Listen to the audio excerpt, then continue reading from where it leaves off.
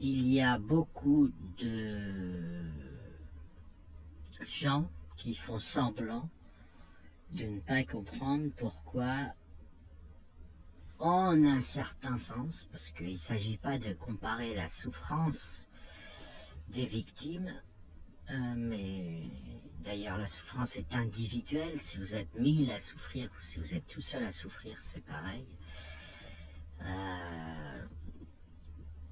La mesure, c'est de prendre le max et non pas de faire une addition, c'est-à-dire que de prendre la personne dans un groupe de 10, par exemple, qui souffre le plus, et c'est ce qui donne la gravité de l'événement, et non pas le nombre de personnes.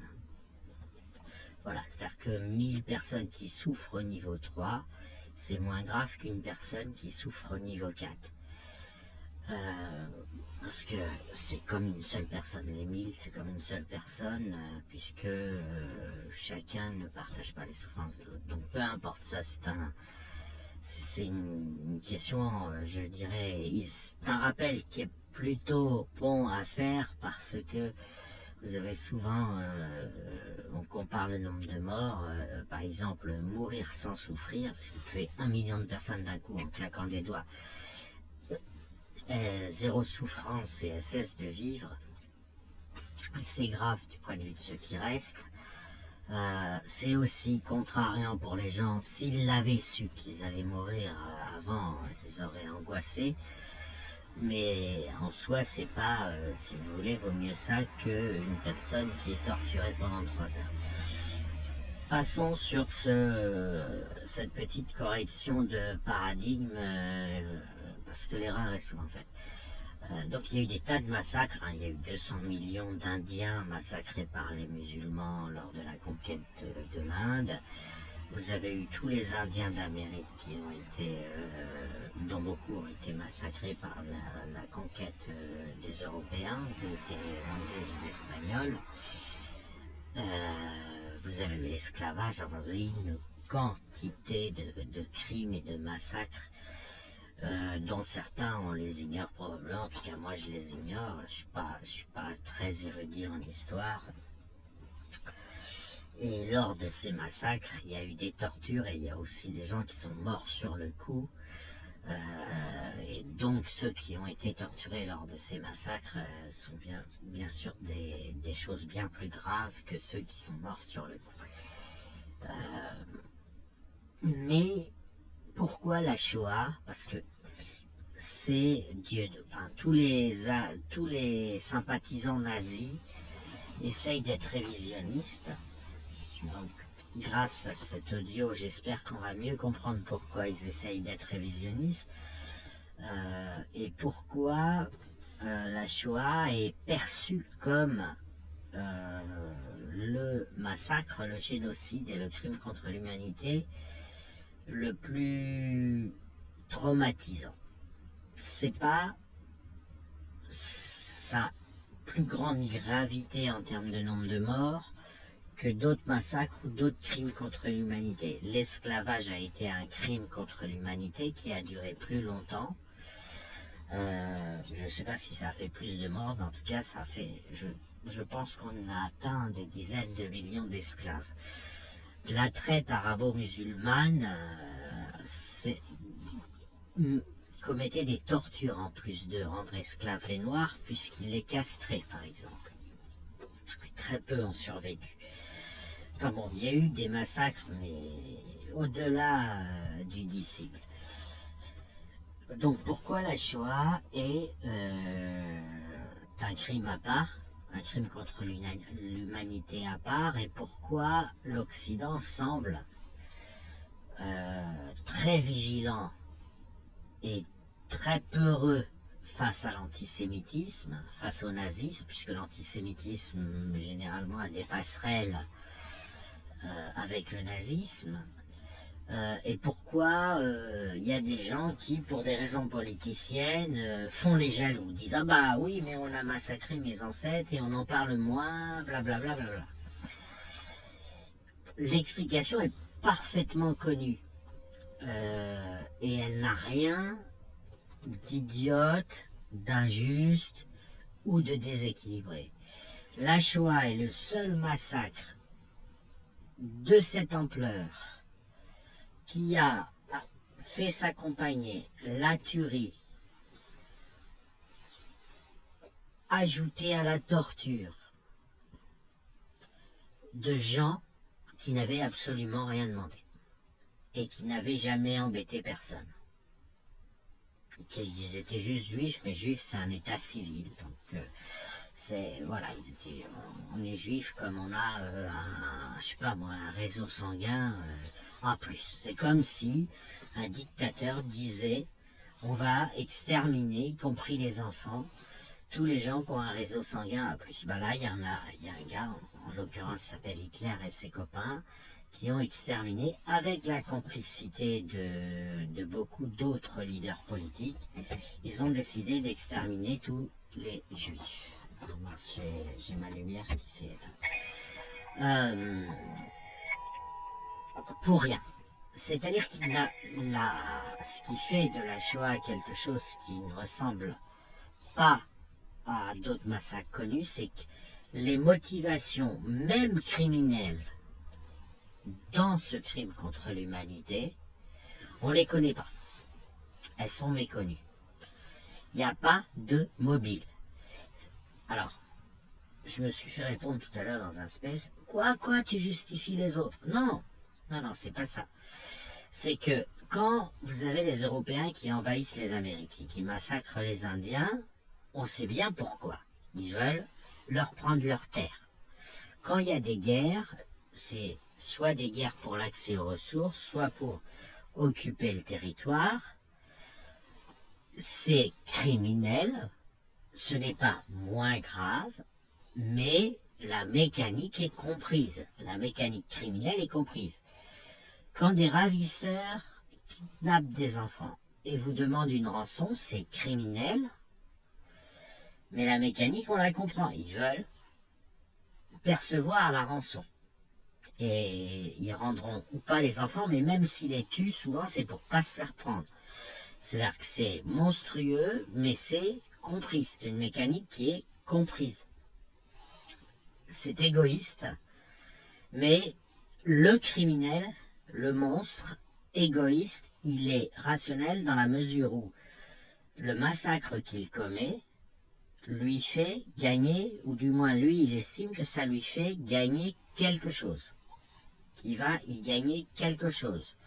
Un territoire, de l'argent, éventuellement de la jouissance sexuelle dans le cas du viol et dans le cas des viols collectifs, des tournantes par exemple commises en banlieue, etc. Il est, en tout cas en Occident, par rapport à la mémoire de l'Occident, de tous les crimes que l'Occident a commis, et puis du fait qu'il a cessé de les commettre, qu'il les a bien définis,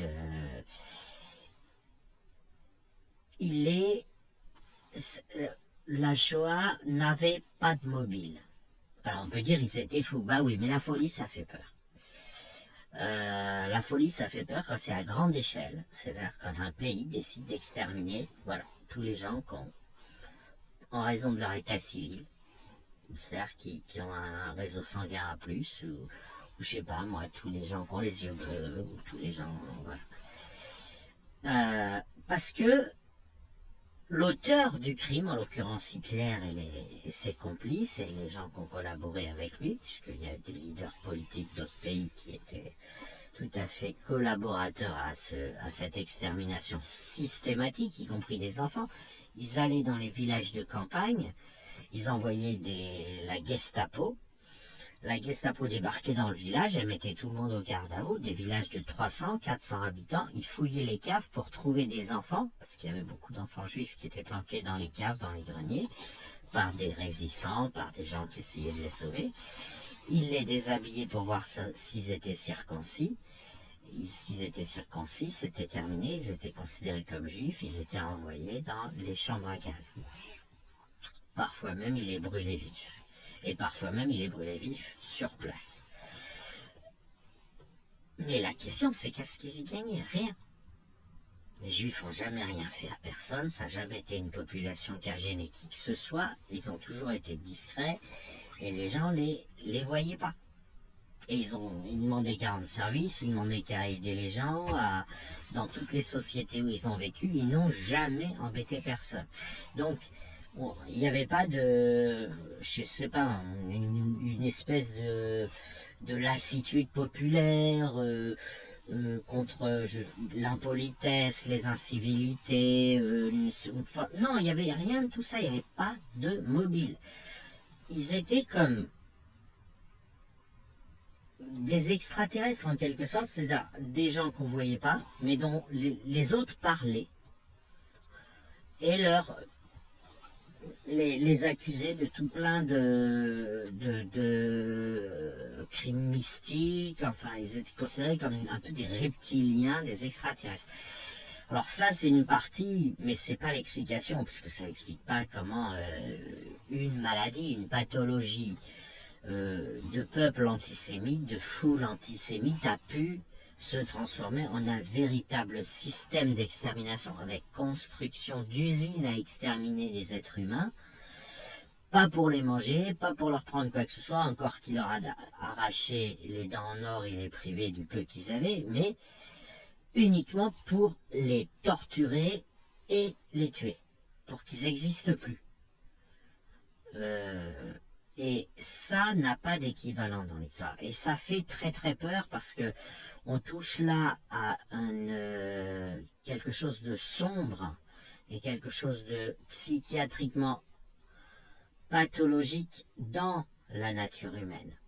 Tout au long de l'histoire, la plupart des guerres, des massacres, des comportements égoïstes, des maltraitances des dominés par les dominants, faisait toujours gagner quelque chose aux dominants, même si c'était criminel. Les gens braquaient des banques, les gens kidnappaient des enfants, les gens réduisaient en esclavage, mais ils y gagnaient quelque chose. Ils avaient des esclaves, par exemple, qui leur faisaient tout le travail.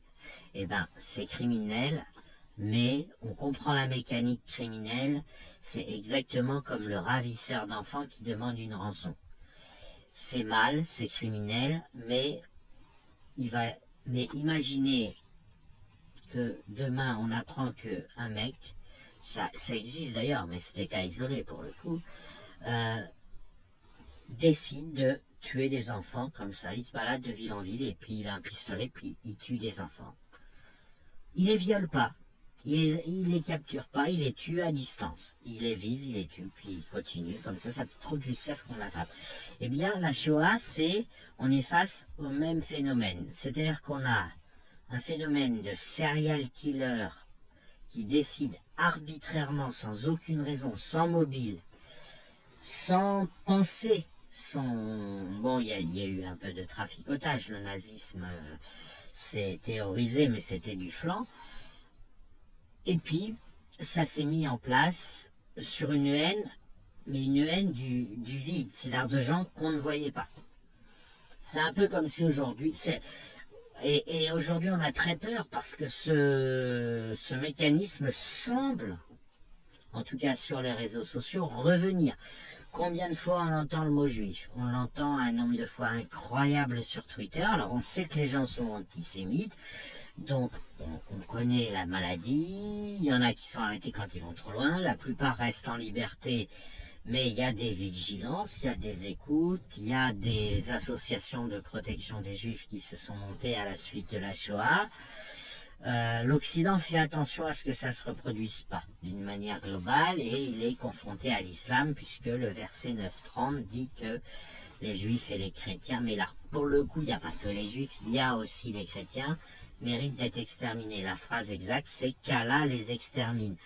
Et quand vous dites qu'Allah les extermine, c'est à peu près synonyme de mérite d'être exterminé, donc c'est dangereux.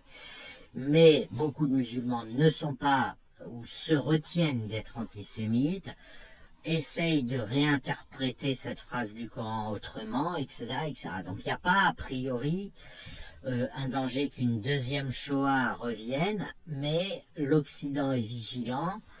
Et on a, par exemple, avec les histoires de complots judéo-maçonniques, alors il y en a qui vont jusqu'à parler d'alliance avec des reptiliens, de chemtrail, on sait que c'est des malades les gens qui font ça, mais ils sont plus ou moins surveillés. On voit, en quelque sorte, on réexplique, c'est aussi pour ça, je pense, que les autorités les laissent parler, parce que c'est quand même criminel et c'est surtout pathologique. Donc, le crime, il est à venir s'ils font du mal, mais le fait qu'ils aient cette obsession, comme Soral, comme Dieudonné, qui ont été condamnés, qui ont été avertis, qui essayent de dribbler, mais qui ont du mal à retenir leur antisémitisme et leur sympathie pour le nazisme, mais qui, voilà, ils dribblent, etc. Ça permet aussi, probablement aux chercheurs, en analysant et en laissant parler ces pathologies antisémites, il y a même des petites bandes dessinées qui ont été faites. Enfin, ça va extrêmement loin. C'est d'explorer cette monstruosité humaine inexpliquée et gratuite, hein, puisque encore une fois, on le rappelle, juif, c'est un état civil qui n'a aucun, voilà, vous êtes français, vous êtes espagnol, vous êtes anglais, vous êtes juif, vous êtes ceci, vous êtes cela, ça vous l'êtes de la naissance à la mort, et puis ça ne préjuge absolument rien de qui vous êtes. Voilà, ils sont ni parfaits, ni imparfaits, ils sont comme tout le monde. Hein. Ils sont accidentaux, ils sont agnostiques, ils sont pas religieux. Enfin, en gros, la population juive, elle est à peu près équivalente à une population occidentale standard. Bon, pas après, voilà, chaque peuple a plus ou moins ses référents culturels, mais voilà. Et en plus de ça, ils sont attaqués, il y a un gros mouvement antisémite et nazi à l'intérieur même de ce peuple juif, puisqu'ils ont les deux sectes juives qui sont en fait du chiisme génétiquement modifié. Donc en fait c'est une variante d'islam qui se fait passer pour juive, je ne sais jamais comment on prononce, les Nicoré-Karta ou les Nitoré-Karta, et puis la secte Torvlaev, enfin je ne sais plus le nom, qui sont pour la mort d'Israël, enfin qui sont copains avec le Hamas, de manière tout à fait officielle. Ils font des vidéos, ils s'embrassent, ils se prennent dans les bras. Les patrons des Nicoré-Karta sont allés rouler des pelles au patron de l'Iran, etc. en disant ah ouais, nous sommes les... Voilà. Mais ça c'est compliqué, c'est un petit peu religieux, mais c'est on va dire, une petite partie, voilà, de cancer nazi qui se trouve à l'intérieur même de la population juive, qui du coup est tout à fait normal, puisqu'elles ont même leur nazi à déplorer, qui sont en provenance de la religion, donc qui sont des espèces de tumeurs islamo-judaïques qui en fait proviennent d'une obsession religieuse et non pas de quelle est la religion, mais d'une vision ultra-religieuse, ultra-mystique, voilà, sataniste, quoi, puisque les religions sont des mouvements satanistes. Mais ceux-là, on sait qu'ils sont malades. Donc, voilà. Et puis, on sait pourquoi ils sont malades. Pour des raisons, parce qu'ils sont religieux. Donc, sataniques. Et surtout, ils ont un paradigme, une vue du monde qui est... voilà, on pourrait les comparer à des gens qui voient des éléphants roses, en quelque sorte. Enfin bref, c'est un paradigme. Mais ça n'existait pas, cette surdosage religieux n'existait pas entre la Première et la Seconde Guerre mondiale. A priori, on n'a pas, voilà, il est dit, aujourd'hui, oui, ça existe, avec les difficultés qu'ont les gens, vous en avez plein qui sombrent dans le délire religieux, c'est normal, c'est normal. En tout cas, on les voit, on les entend, à la fin, quand on leur demande de se justifier, ils disent en quoi ils croient, et ils croient des trucs religieux. Ils croient que les religions sont des secrétariats de Dieu. Donc ils affirment, ils sont francs, ils disent voilà, nous tuons, nous égorgeons, nous faisons ceci, nous faisons cela, car Dieu nous l'ordonne. Mais comment, alors on leur dit individuellement, mais Dieu il te l'a dit à toi, déclenché. Non, non, mais ma religion, qui est le secrétariat de Dieu, me l'ordonne et je lui fais confiance. Je considère que ma religion, ma multinationale religieuse, est vraiment le secrétariat de Dieu. Donc de ce point de vue-là, le mystère s'éclaircit un peu, mais ça n'existait pas entre les deux guerres. Et le nazisme, l'antisémitisme qui a conduit au nazisme reste aujourd'hui techniquement un mystère. Et vous pourrez tout interroger les chercheurs que vous voulez, à part les prétentieux qui diront « Ah ouais, moi j'ai la solution, je sais pourquoi, etc. » Globalement, les chercheurs honnêtes vous diront « Non, ça reste un mystère. Tuer quelqu'un gratuitement, sans mobile, sans rien y gagner. » En y perdant beaucoup, parce que quand vous construisez des usines pour exterminer des gens, c'était secret. Ça a été découvert très tard. Mais quand vous le faites, vous vous doutez bien que le jour où vous serez pris, on va vous poser des questions, on va vous demander qu'est-ce qui t'a pris? Et on va interroger les chevilles ouvrières. Les gens, pas seulement les chefs, mais les gens, et quand tu mettais du ciment là sur les parpaings pour ces murs de tel camp de concentration, tel autre camp de concentration, tu savais ce que tu faisais? Tu savais qu'on allait amener des gens au hasard, totalement innocents, qui n'avaient jamais rien fait à personne, et qu'on allait les gazer? Le mec qui a fabriqué les chambres à gaz, il se doutait bien qu'on allait un jour lui demander, donc, ils avaient non seulement rien à gagner à faire ça, mais ils avaient beaucoup à perdre. C'est vu après la Seconde Guerre mondiale, quand ils se sont cachés très très loin de l'Europe, souvent en Amérique du Sud, enfin bref, souvent dans les pays du Sud où c'est plus difficile de trouver quelqu'un.